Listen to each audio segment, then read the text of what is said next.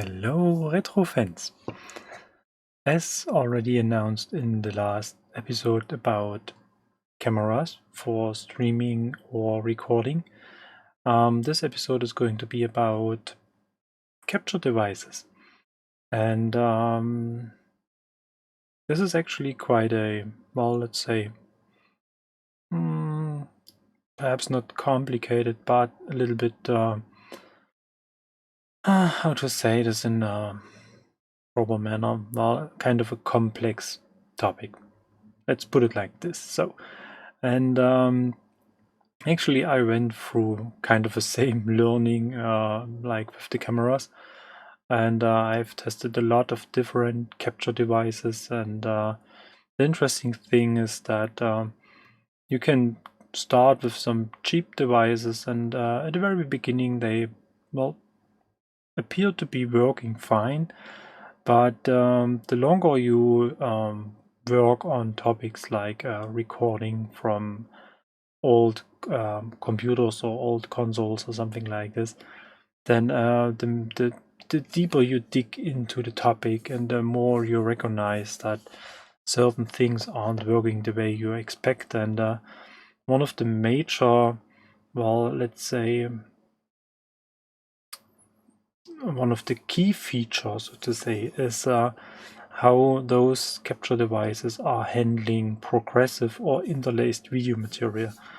And I'm not going to explain the video standards in detail, but you just have to keep in mind that a lot of old computer systems are using an interlaced video mode, for example. So you just get, let's say, half of a frame.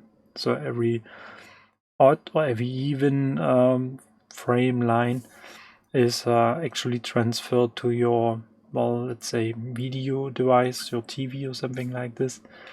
And in comparison to progressive video, then whole picture is transferred in one, let's say, compact flow of information.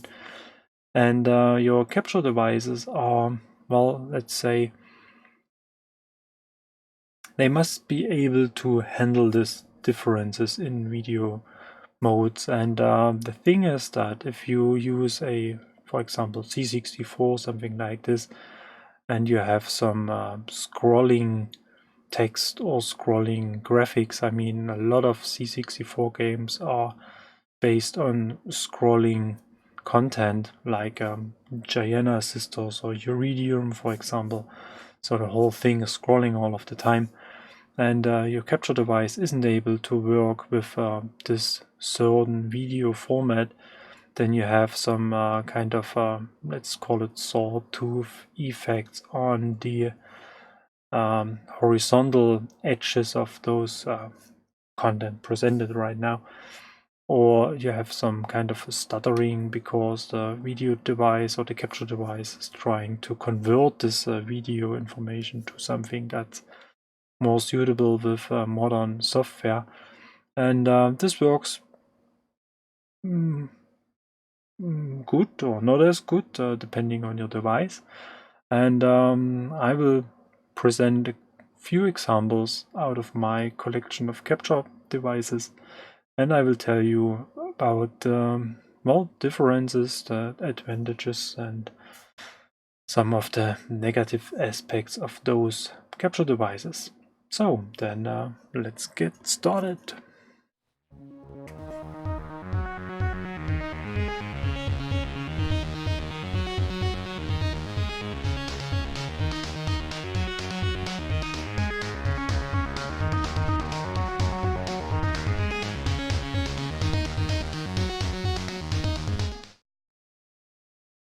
And as a very first thing, I'd like to talk about external capture cards or external capture devices. So basically, just to kind of sum this up, there are basically, well, two concepts. So you can either have an external capture device or an internal capture device. An internal capture device is mostly called a capture card, and this is installed in your PC or Mac or something that's suitable to work with capture cards or with cards at all, so to say.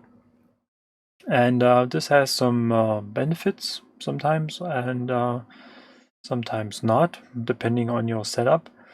But we will come to the internal cards a little bit later.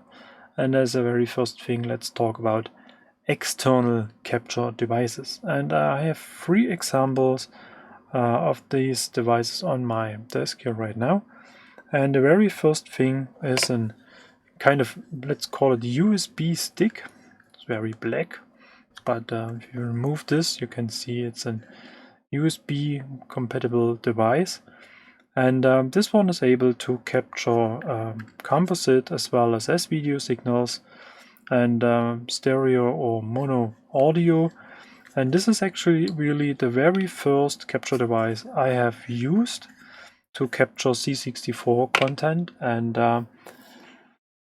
well, it has worked in a certain way, but this is perhaps not really professional, because this device is not able to capture more than 480 or 720p video material. So nothing for HD or 4K streaming. And it has a very, let's say, unique software concept, driver concept. So basically you get this with a, well, kind of proprietary software, kind of a video recorder.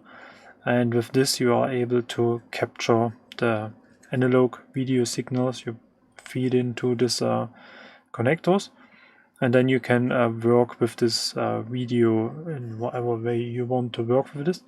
So for offline recording, this may work, but the quality is not very good, I really have to admit.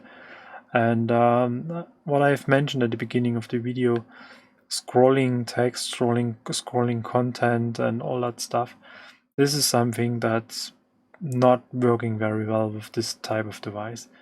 You can find them pretty cheap, so basically they are around, I think, some 20 or 30 euros or something like this.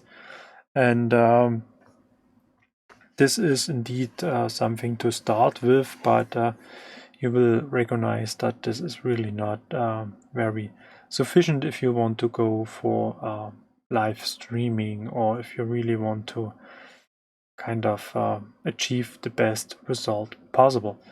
So, but just to mention this, that those devices are existing.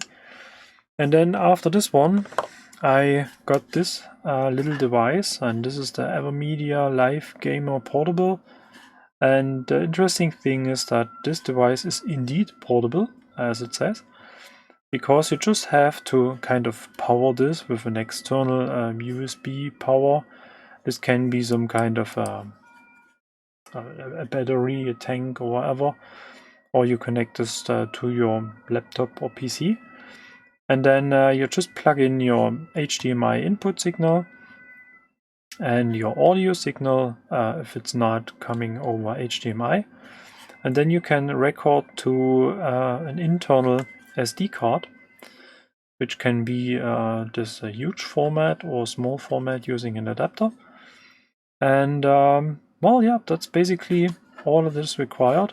Okay, I just recognized USBs on this side, and this is an AV in with a different cable format. And then you can select whether you want to use the record function to the SD card, or if you want to use this as a capture device on your, well, PC, Mac, laptop, whatever.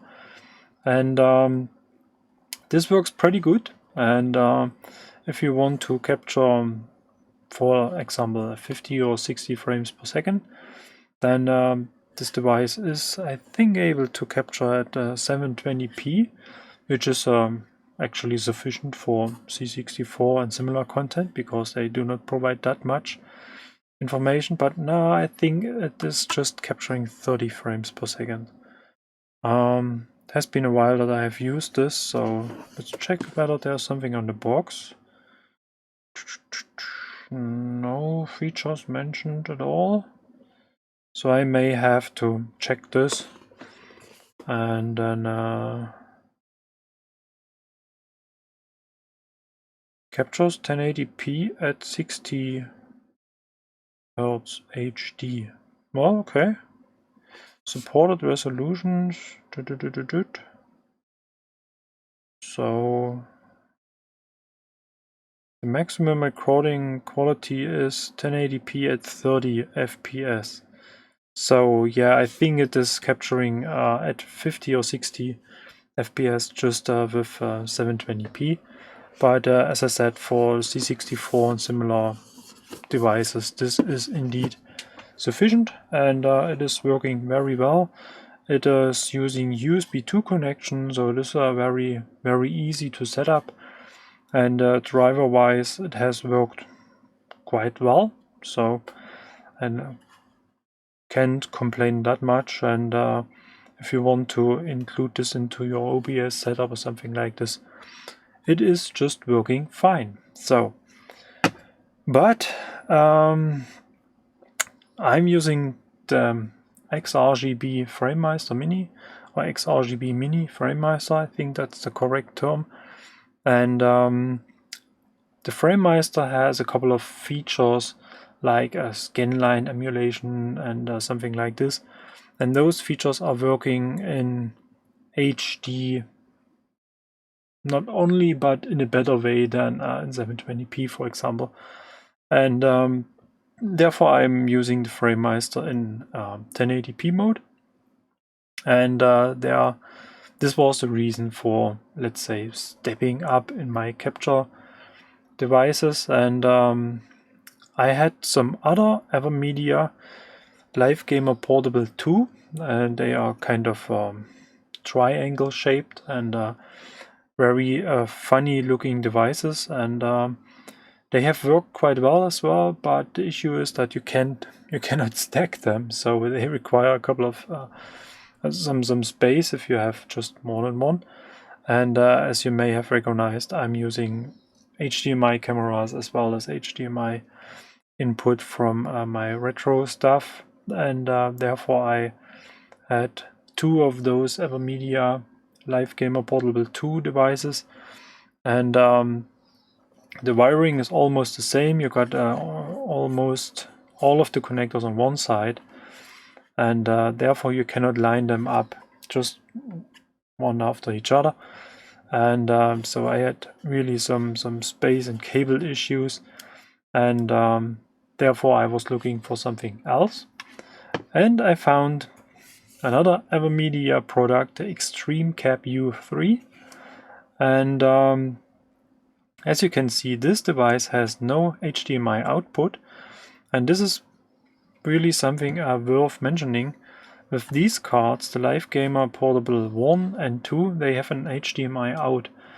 And the benefit of this is that you can hook up your monitor or your TV to the HDMI out, and you have a lag-free video through transportation, or whatever we want to call this mode.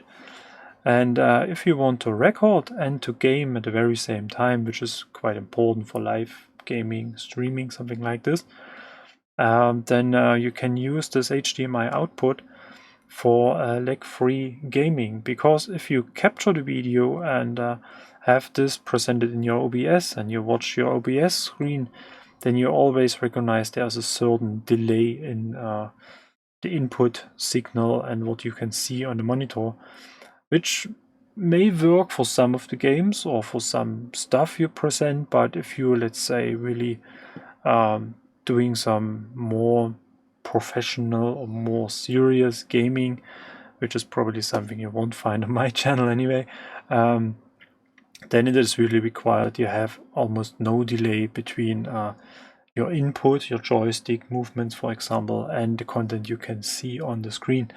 And therefore this pass-through mode is very, very interesting. And as I said, both Live Gamer Portable versions are supporting this. And the interesting thing is that I'm using my monitor, my screen in front of me, in display mode usually, but this monitor has an HDMI input as well. And I have connected, or I had connected the HDMI out to my monitor And when I was gaming for some YouTube stuff, then I just switched the input on my monitor, had a kind of lag-free input signal for gaming. And when I was working in OBS for, well, other scenes or something like this, then I was just switching back to the DisplayPort input mode, and this has worked, well, quite fine. And coming back to the Xtreme Cabrio 3, you can see there is no HDMI out anymore, because this capture device is connected by USB 3 to your PC. And the signal you receive from this capture device is, well, kind of lag-free. It's not lag-free, but it is very, very close to it. And if you consider that you have some delays in your whole signal processing chain, starting with the Framemeister and ending up in OBS, syncing to all your input devices, and then you have some delay in your TFT panel, for example, then it is really hard to say something is lag-free, for example. But the AVerMedia Xtreme Cap 3 is really, really close to it, and I really can say I have used this device, and I was able to at least play games on a, well, for me, satisfying level. And so using those capture devices, I was not really forced to switch inputs on my monitor, for example. Well, that's indeed a very interesting card.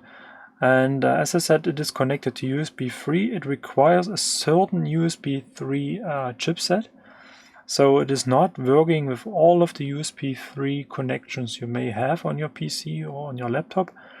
And you may have to, well, test this a little bit. And I have installed an USB 3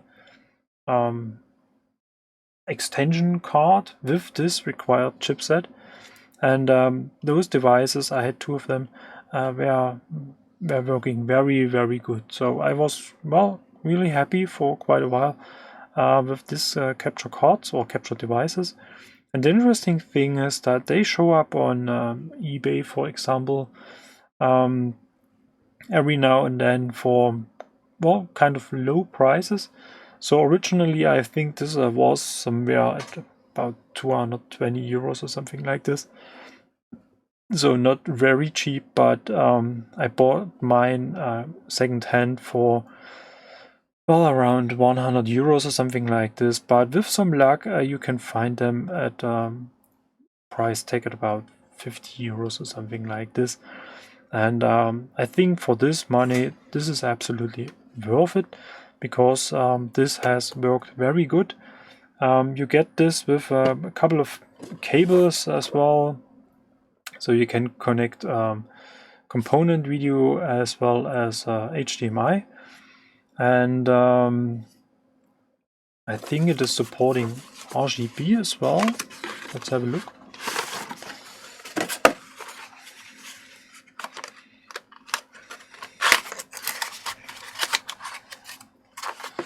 A lot of stuff inside. Yeah, it looks like RGB. So there's an additional video connector, and then you can connect your RGB devices to this, which is perhaps interesting if you're using a modded C64, for example, or other RGB capable devices. So much about this external stuff. I'll just try to put this together in a certain way. And now let's talk about internal capture cards. And there are several products on the market, so you can get some internal capture cards from AVerMedia, as well as Elgato, or from Blackmagic Design, or from Makewell. And just to kind of represent this topic, I have created a short review of a Blackmagic capture card, and this is what I'm going to show you right now. The Intensity Pro 4K comes in a nice black and shiny package, and this is probably something you expect for a company call it Blackmagic Design. And this box contains a lot of stuff, as you can see on my desk right now. It contains the card itself, and it contains a huge breakout cable with a massive amount of connectors. It contains an additional adapter to use even an S-video input signal, for example. And it comes with a special version of DaVinci Resolve software. Whether you need something like this or not, it's a nice goodie. And it comes with a kind of paper folded thingy that should contain the driver and some manual on a SD card. Unfortunately, I wasn't able to read this SD card, but this SD card was working fine. So perhaps there was something wrong on the card. I don't know. But the driver, the manual, all that stuff is available on the Blackmagic Design webpage as well. And even if it's perhaps a good idea not to include any CDs or DVDs or something like this anymore, it is indeed a bit strange to ship the software on an SD card, because usually if you're not using a laptop or something like this, an SD card is not very common for PCs nowadays. So I had to use an USB adapter in order to read the card, and as I said, this one wasn't working at all. So the card itself is, well, standard PCI 4-lane card format, and it comes with an HDMI input and an HDMI output, so you can use this card as a pass-through device as well to feed your HDMI signal to a different monitor, for example. And it has this huge connector for this breakout cable, and what you can see on the card here as well, it comes with a small fan on it, and this is probably one of the most annoying features of this card, because this fan is creating very high-pitched noise, kind of a hiss sound, and as soon as you turn on your PC, the fan starts turning and creates the sound, and this is indeed pretty annoying if you want to use this card in a studio environment and you have some microphones capturing your voice or music or something like this. Then you will easily catch up this high-pitched noise as well. And I mean, there's enough space to add even a bigger fan and let it turn a little bit slower, something like this. Or perhaps a passive version, passive cooled version would work as well. I have no idea, but this sound is really not very, very nice. So, talking about the breakout cable, as you can see, it has a huge amount of connectors. And the reason for this is that this capture card is not only an HDMI capture card. No, you can use this for capturing audio signals and video signals as well. And you can even output analog signals, and therefore this high amount of connectors. And as you can see, you got this standard RGB color theme, and you got some white-red cable for the audio signal, and a black cable for the AES EBU output. And this is a very interesting feature, and as I said, in combination with this adapter you can feed in S-video signals as well. So this is indeed very interesting, for example the C64. But unfortunately all those cables are using the very same color, and even those labels are in the same color, and it is very hard to distinguish what's going to be the input and output cable. So having this card installed on your PC perhaps, and the PC is located under your desk, it is very cumbersome to find the correct connector and attach the related cable to it. And I ran through a couple of tests with this analog inputs, and I spent a lot of time under my desk just to find the right connector, and therefore I think this could be improved. But anyway, we will have a look at the video quality in a couple of minutes, and then you may decide whether this is a good idea or not.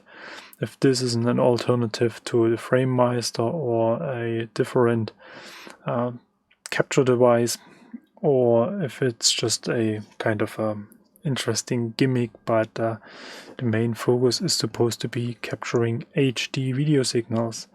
Talking about HD video signals, so the card works pretty fine with SD and HD, but surprisingly I was not able to capture any Ultra HD / 4K video signal.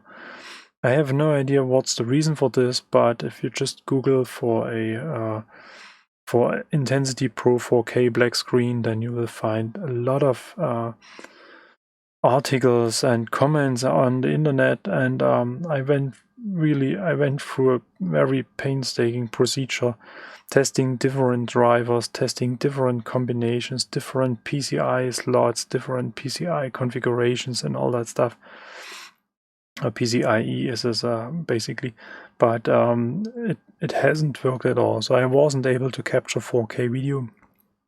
And after 2 days, I simply gave up and decided to go for a different brand, different manufacturer, and the new card was working out of the box and has even no fan at all.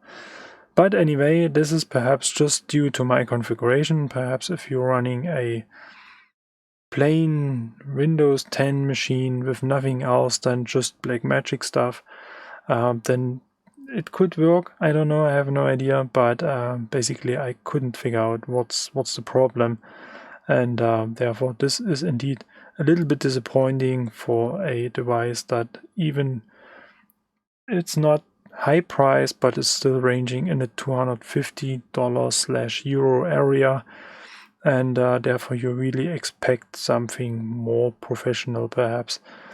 And it would be a fantastic product if everything was would work fine. And I had a very similar problem on the analog part as well. So I was able to use the component video signal, that was working fine. I was able to use the S video signal, but I was not able to use the RGB / YPRPB signal.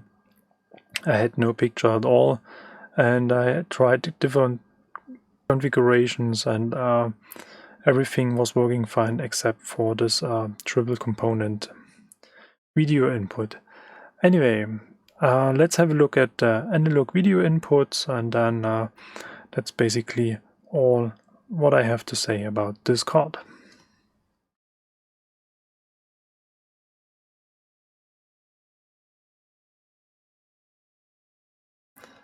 So, I just recognized that I promised something in the review that I cannot provide right now, because,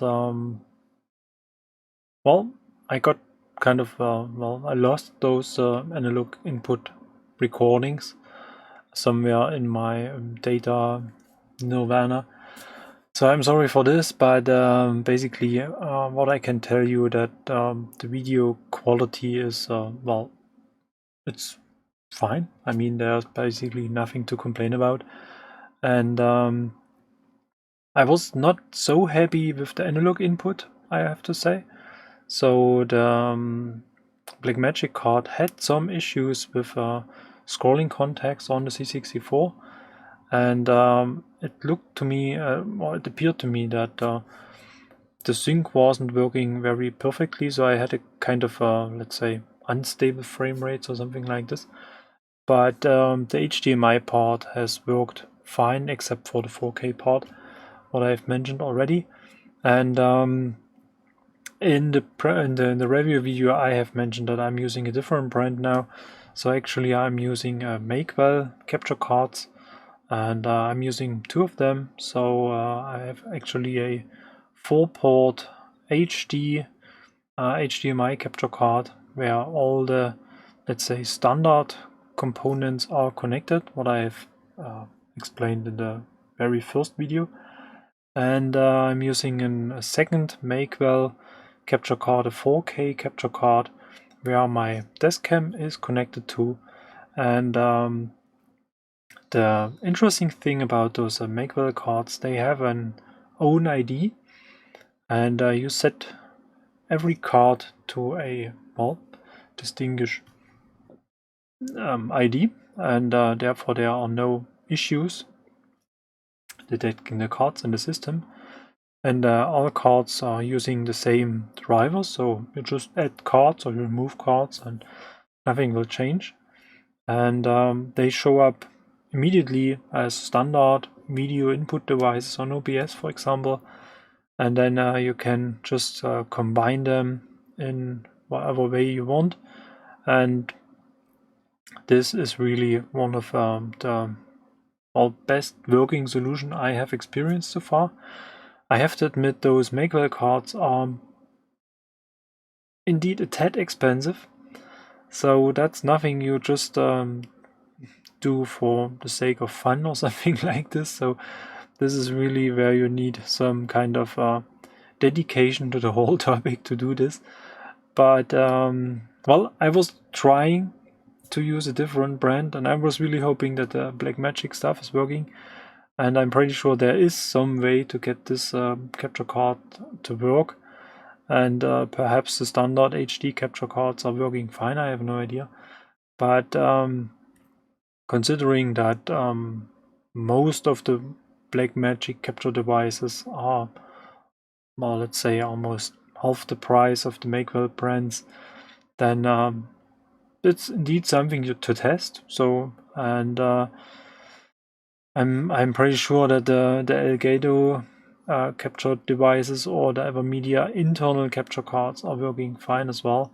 So feel free to experiment in this area. And usually, if you buy a product and it's covered by some money back guarantee or something like this, then you can't do that much wrong. Just order it, test it, and whether it works or not, you will see. And if not, then just send it back. And therefore, it's really recommended to do some experiments with the stuff. And I think I have provided some kind of overview, what's available, what's working, some kind of history, starting from this very first thing up to the internal 4K version of the capture devices.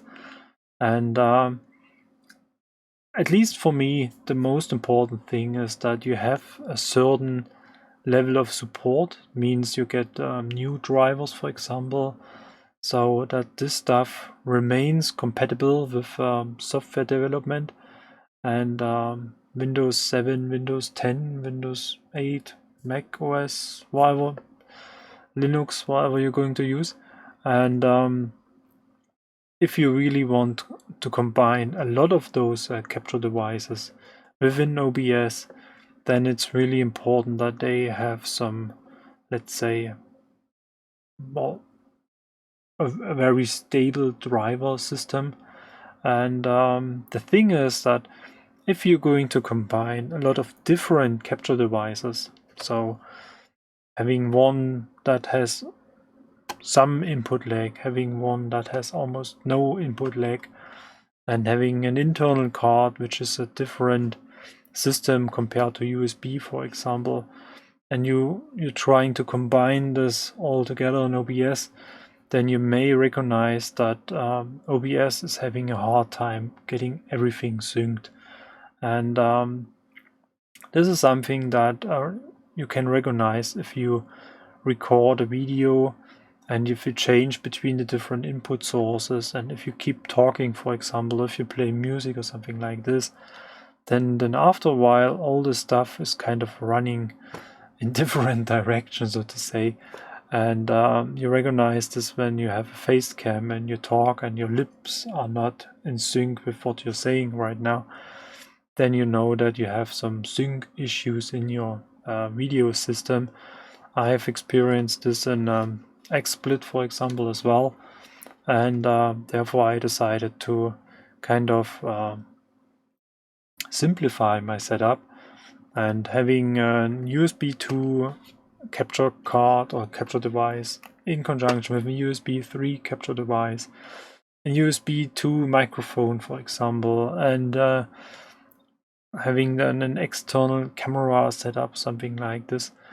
This all creates potential for sync issues, and therefore I decided to kind of really bring it down to 1 or 2 internal capture cards, same brand, and getting all this stuff combined over HDMI on the visual aspect, and having just the audio fed in over additional USB devices, or I feed in the audio into the HDMI signal, combine this in the Framemeister and get an HDMI signal, video as well as audio into the system, and the sync is working fine.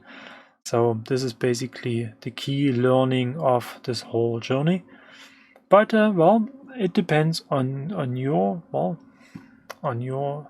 requirements, what you have in mind, what you want to achieve, and therefore even simple solutions may work very fine for you. And coming back to what's working for you and what might work for you, what I have promised in the very first video about my whole setup is that we have some giveaways in this whole series. And you may guess it already, since I'm using internal capture cards, there's no need for this external stuff anymore, and therefore I'm giving away these 2 capture devices. And if you really want, I'm giving away this one as well, but that's probably nothing somebody is really interested in. But anyway, if you're interested in to have a chance, or well, perhaps win one of these devices, then feel free to use the comment section and express your wish, and I will put this onto a list, and I will have to come up with a cool idea to select the winner. And yeah, that's basically your chance to win a capture device. As I said, they both are fully equipped with all the cables required and all that stuff. And I just checked that even this capture device has an RGB input cable as well. So if you're interested in to capture analog video in RGB, then you can use this as well, or you can use this as an HDMI card, HDMI capture device, so that they are basically the same feature-wise, input-wise, I mean. And as I said, all the cables are included, so this is really the full package. And well, yeah, so much about this stuff. And yeah, that's everything I have to say in this episode. I hope there was something interesting for you, and there was some kind of learning. And yeah, that's basically all.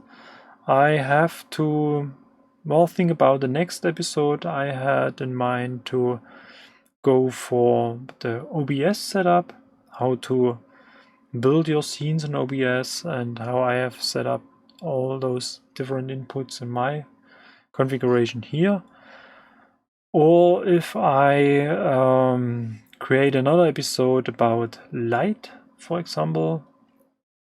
Light and audio was something I had in mind, probably to combine. Or I will cover the topics of analog to HDMI converters. That's something we can talk about as well. So anyway, whatever you are looking for, feel free to put this into the comment section so that I know what could be the next content I'm working on. And more as usual, thank you very much for watching. Feel free to support my channel by subscribing to it, or you can support me on Patreon or Ko-Fi as well. I will add the links to the description section. And thank you very much for watching, and see you for the next episode. Bye bye.